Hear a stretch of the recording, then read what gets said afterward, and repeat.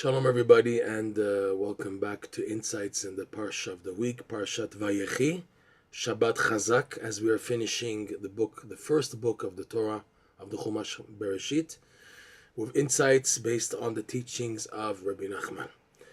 Obviously this Parsha, and every Parsha, is so rich in details, and there's only so much we can try to cover. Because of that, we're limited in the time frame and the parameters of these Parsha insights, so we have no other option than to go into just a little bit of one item. We want to go into today the blessing given to Yaakov to his son Yehudah. As we know, in this Parsha Vayechi, Yaakov, before he leaves this world, or doesn't leave, because it says Yaakov never died, he was just embalmed in Egypt and that's it. Yaakov Avinu lo met. That's what Rashi says. So before actually leaving his sons to be on their own, he blesses them. He blesses the sons, the 12 sons. So we want to go into the blessing of Yehudah. Yehudah is being blessed after Reuven, Shimon, and Levi. Reuven, Shimon, and Levi, on one hand, Yaakov is blessing them, but at the same time he's rebuking them. He's giving them kinturim. Like he's upset at Reuven that because you moved my bed where the Shechina, the divine presence, was resting, from the tent of Bilhah and you moved it to the tent of Leah, so it's considered as if you caused a major damage. And you, Reuven, because you were haste in what you did, without waiting and without consulting, you were what's called docheket hasha'ah. You were paziz, so he lost everything. Pazaz kamaim al totar. Now Reuven and Shimon and Levi, because they didn't seek advice and counsel from Yaakov before destroying and killing the inhabitants of Shechem, Hamor and Shechem, and the inhabitants, killing them. So Yaakov was also upset. So on one hand he blesses them, but hidden is a blessing, but really he's really upset at them, at their anger, etc. Bikalam al techad kvodi. He's saying, I should not be, whenever there's descendants of these two who cause strife, I won't be there. So Yehudah, hearing the first three older brothers than him being rebuked, he backed off. Why? Rashi says, and it's in brackets in Rashi, but it's from the Midrash, really, Midrash Tanchuma. He was worried that Yaakov would also rebuke him for Maaseh Tamar. Let's look at the wording in the verse and in Rashi's commentary. We're looking in chapter 49. Okay, verse number 8 is the beginning of the blessings of Yehudah. So the verse reads, verse number 8, Yehudah ata yoducha achecha. Yehudah, your brothers will admit to, yoducha, will agree to you, yoducha, your brothers. Okay, and then the blessing goes on, yadecha be'orif oivecha, your hands will be on the necks of your enemies. You know, it's submitting your enemies. Yishtachavu lecha b'nei avicha, and all the sons of your father, because he had 4 wives, Yaakov. So all the other 11 sons will bow down to you. In other words, you will be king. King David is descended from Yehudah. Okay, plus all other tribes are called Yehudim. We in exile were called from the tribe of Judah. Even if we may not be from the tribe of Judah, we're called Jews. Jews comes from Judah. Okay, he gets the name. So let's take a look at Rashi. Rashi, verse number 8. Yehudah ata yoducha achicha. Yehudah, your brothers will agree to, will admit to. So Rashi says, Lefi sheochiach et harishonim bekinturim, since Yaakov rebuked the first 3 brothers, the older 3 brothers, Reuven, Shimon, Levi were older than Yehudah. Yehudah was the 4th son born to Levi, to Leah, if you recall. So he saw that they were being rebuked, that he rebuked them in a tough manner. As hitchid Yehudah lasug lachorav. So Yehudah began to back off. He began to hide in a corner, afraid to be blessed or spoken to by his father Jacob. And then he brings down in brackets, this is like a version in Rashi, but it's based on the Midrash, it's in the Midrash. Shelo yochichenu al Maaseh Tamar. What was he worried about, Yehudah? He was worried about that Yaakov should not rebuke him about the incident of Tamar. What's the incident of Tamar? That Yehudah had relations with his daughter-in-law. That's not considered ethical, even if it technically may have been permissible at that time before the receiving of the Torah, but it wasn't ethical because she was a descendant of Shem, and Shem was considered like a high priest, so it's not fitting that the daughter-in-law of a high priest have relations in that way, even though it was technically permissible. And there was an opinion in halacha that at that time Yibum, the levirate marriage, which was the case by Tamar, her first two husbands, both brothers, died without kids. So technically, levirate marriage would be allowed also with the father-in-law, believe it or not.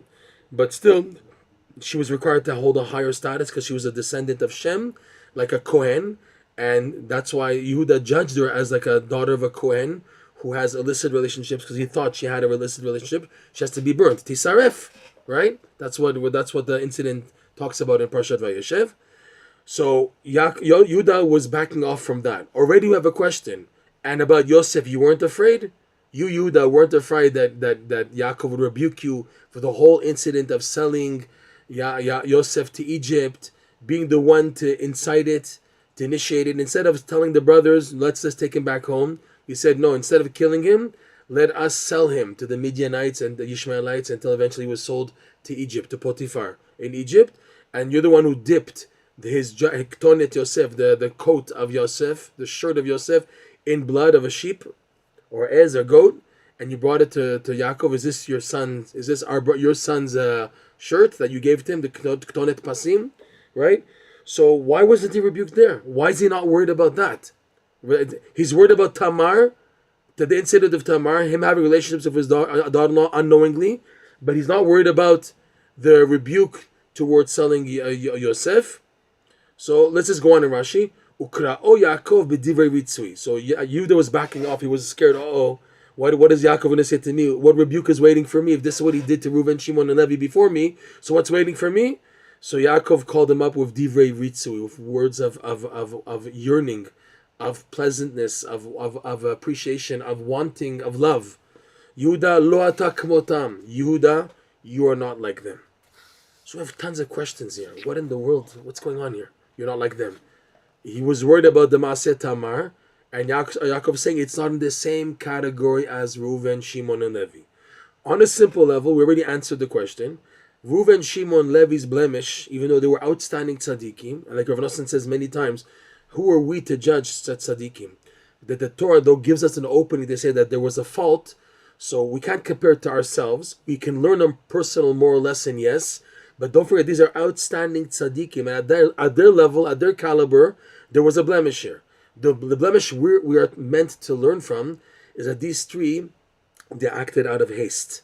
They had a good intent, but it was without breakers. It was just too much light intensity without, wait a second, let's see if we're doing the right thing or not. They jumped. Reuven, without consulting, moved his father's bed. Shimon, Levi, without consulting, they destroyed the whole city of Shechem on their own initiative, their own plan, etc. Okay, so there the blemish is of docheket hasha. You're pushing the time. It's not the right time. Like Yaakov told Reuven and Shimon and Levi, it wasn't the time to fight the Canaanites. You made it earlier because you initiated it by killing the city of Shechem. Okay, by Reuven, it wasn't the time for me to put my bed in the tent of Leah. I have all these deep secrets and reasons behind why I do. Why I moved my bed after Rachel passed away into the tent of Bilhah. There's deep meanings behind that, okay? You were supposed to consult and wait. Eventually, Leah, who in the end was buried with Yaakov, showing her priority, her importance, that with her being buried together in Hebron, Me'at Machpelah, with Yaakov. So there was a time for things to happen. You guys acted out of hastiness, and the moral lesson we learn is that even when we have good intentions, if we do things out of too much fire and jealousy, we can make a mistake. You need to have a breaker. There's a light, and then there's a vessel for that light, which is needed. And in the case of these tzaddikim, at their high, super high level, there was no breakers. There was no vessel for the light of their attitude and their initiation in doing what they did.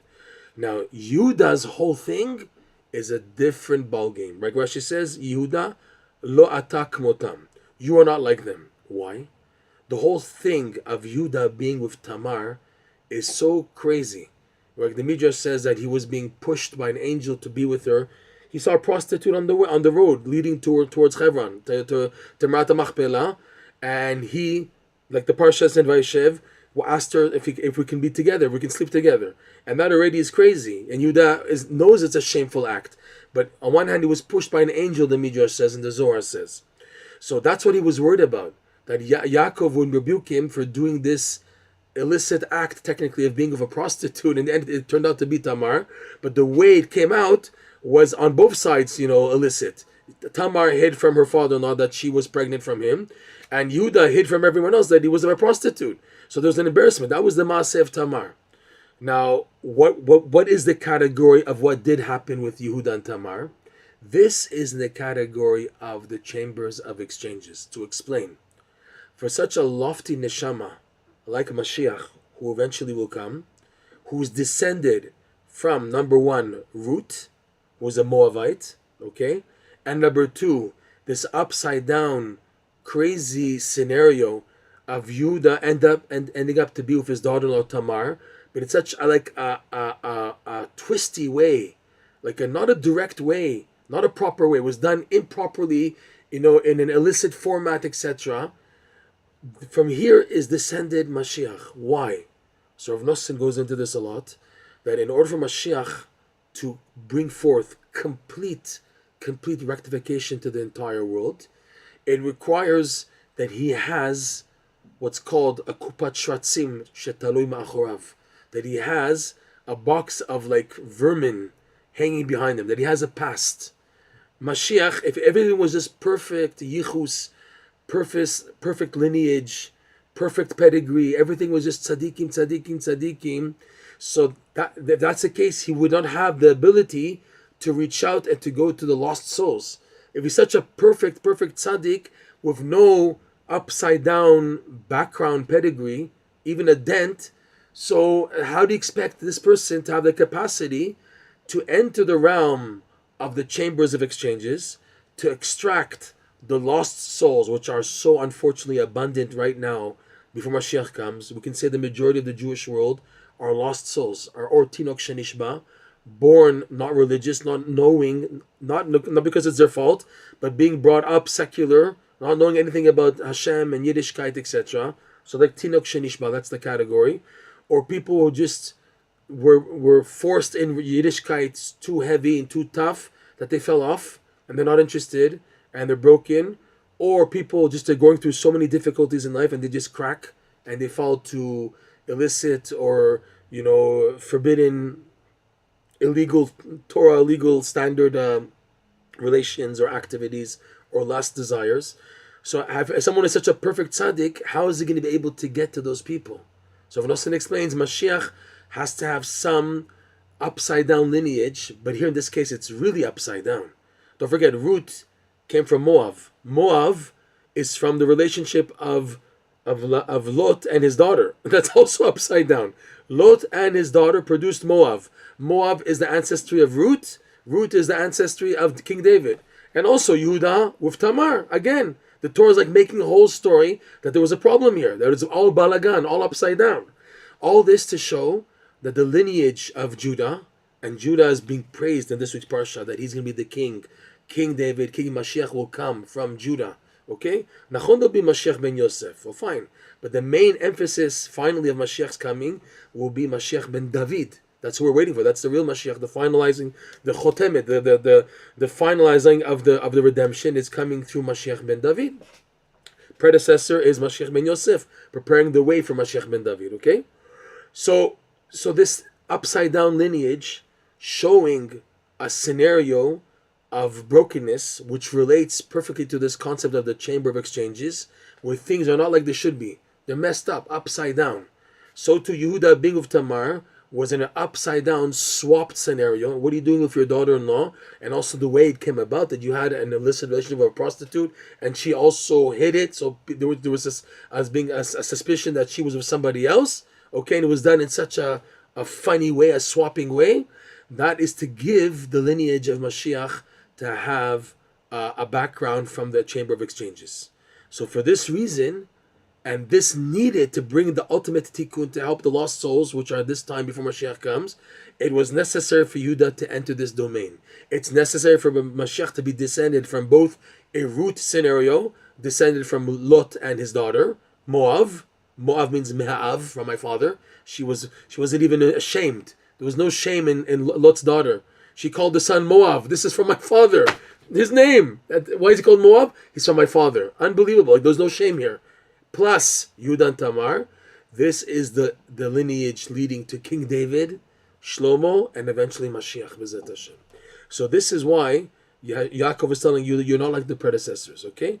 And he was worried about that, okay? Now we have to answer the question, and why wasn't Yehudah worried about the damage caused to Yaakov because of hiding that Yosef is still alive and then he was sold to Egypt, and also being involved, giving the okay to sell Yosef instead of saving him totally? Like Rashi points out in Parshat Vayechi, the brothers took down the status of Yehudah after they saw how much suffering and mourning and crying and pain Yaakov was in because of the loss of Yosef. So they blame him. It says, because of you, Yehudah, we listened to you. If you would have told us not to sell Yosef, we would have listened to you. So they horidu migdulato, Rashi says. They took him down from his status, okay? So the question is, how come Yaakov, you're not rebuking him about that pain that you had? Because Yaakov also knew that in order to begin the planting of the future of the Jewish people, Yosef had to go down to Egypt. He initiated it. He said, go down, find your brothers. Yaakov is telling Yosef, go find your brothers who are in Dotan. He knows that this is now the beginning of the process now of getting the Jewish people to become a nation and eventually to come back to Eretz Yisrael, the building of the Beit HaMikdash. First stage, like Rashi points out, is Yosef being sold, okay? So even though we said in previous classes, Yosef descending to Egypt is also an idea of a tzaddik descending in the chambers of exchanges, where he himself is going there, maintaining his righteousness because he held on so much, and in the end, he ended up being such a benefit to Yaakov, so there's no reason for Yaakov to rebuke Yehudah, because it was only for good. Like Yosef told the brothers, tell my father, he told them, don't be sad that you sold me, Hashem sent me to sustain you guys because of the famine. So you have now, tell my father to come down, I'll sustain him here. So the beginning of the salvation and protection for Yaakov is through Yosef being viceroy in Egypt. So because of that, Yaakov has no hard feelings. Plus, take a look at the next verse. We will look at verse number 9. Okay, in number 9, both are mentioned. Both Tamar, the incident of Tamar, and also the incident of Yosef. Let's see what he says. Verse number 9, this is Parsha, the continuation of the blessing of Yaakov to Yehudah. Gur Aryeh Yehudah. Yehudah will be like a gur, which is a young cub, a lion cub, and a lion. Gur Aryeh, so it's like two animals or one animal. A lion cub, or it can mean, like Rashi says, al cub. There's a time when the descendant of Judah, David, will be like a cub, will be initiating the war battles under the King Shaul. And then Aryeh will be like a lion when he himself will become the king. Yehudah. Miteref b'ni alita. From the devouring, this is the pshat, of my son, you have lifted yourself up. Rashi explains like this. What is miteref b'ni alita? He says two things. And based on the two things, we see how Rashi explains the verse. Miteref b'ni alita, look at Rashi, verse number 9. Miteref, mima shechashadeticha betaruf toraf Yosef chayara achalatu. From that which I suspected you, my son Yehudah, in killing, devouring my son Yosef, and when I had the feeling, a wild beast devoured my son, and I suspected you for letting that happen. V'zeu Yehudah shenimshal la'aryeh. Right, the verse starts, Gur Aryeh Yehudah. You're like a lion, Yehudah. That what? A lion devours. So miterf b'ni alita. Even though you're like a lion, and I suspected you initially that you devoured my son Yosef, you allowed him to be killed, like a lion devours. But alita, Rashi goes on, b'ni alita. Silakta tatzmecha v'amarta mabetza. You were able to remove yourself from having Yosef killed, and he wasn't killed. And you told the brothers in Parshat Vayechi, what do we gain by having Yosef killed? We don't gain. So instead, let's sell him instead. So here you saved yourself from him being devoured, because in the end Yosef was alive. He wasn't killed. Rashi goes on, V'chen b'harigat Tamar. Also, that you could have been suspected of killing potentially Tamar, because when you found out that she was pregnant, and you suspected her of being pregnant with an illicit relationship, and her being a descendant of Cohen, so she is destined to have to be punished by death, by being burnt. And then Tamar, without embarrassing Yehudah, she had 3 collaterals that she took, pikdonot that she took from Yehudah. His staff, right? His chotem, his ring, and the cape. Okay, some say tefillin. So, or his garment, the tzitzit. So she said, whoever these belong to, I'm pregnant from him. And he could have easily said, okay, we have to bring proof who these belong to. In the meantime, she has to be put to death until we have no proof. We have no proof to it, so she's put to death. You could have easily hidden yourself. But no, in the end, you admitted.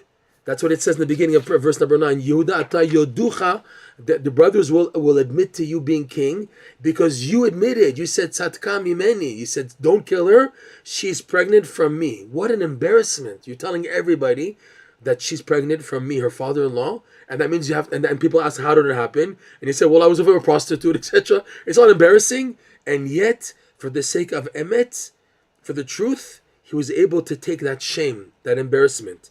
So he lifted himself from potentially killing Tamar, and that would have led to his death if he had an innocent woman, or if his child put to death, and they were the innocent, so then he would be punishable by death from heaven. So he said, Rashi goes on, V'chen b'harigat Tamar, shehodat tzadka mimeni, and also from the potential death of Tamar, when Yehudah confessed and said, she's righteous, and she's pregnant from me. Lefichach, and that's why the blessing goes on, okay? So Rashi, just on the side, he explains the verse like this. Miteref b'ni alita.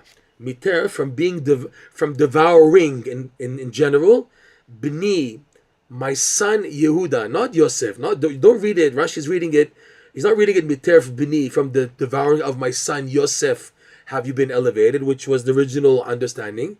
Rashi, by adding Tamar, he reads the verse miteref, comma, from devouring b'ni, my son Yehudah, alita, have you lifted and removed yourself up from devouring, which would have caused major damage to you. So you are deserving of blessings because, number one, you didn't kill Yosef, and therefore you allowed him to enter Egypt, and by doing that, entering the chamber of exchanges, and then rectifying, because he's called Yosef at Tzaddik, he has the capacity to do that. Therefore, I have no hard feelings on you, Yehudah, because that had to be done, and Yehudah knew that himself. That's why he wasn't afraid of Yaakov rebuking him about selling Yosef, because he knew that had to happen, and he knew that Yaakov had a part in initiating it by telling Yosef to go to the brothers. So there's no need for that. But by Tamar, there was a fear on Yehudah's part, because here it's totally illicit.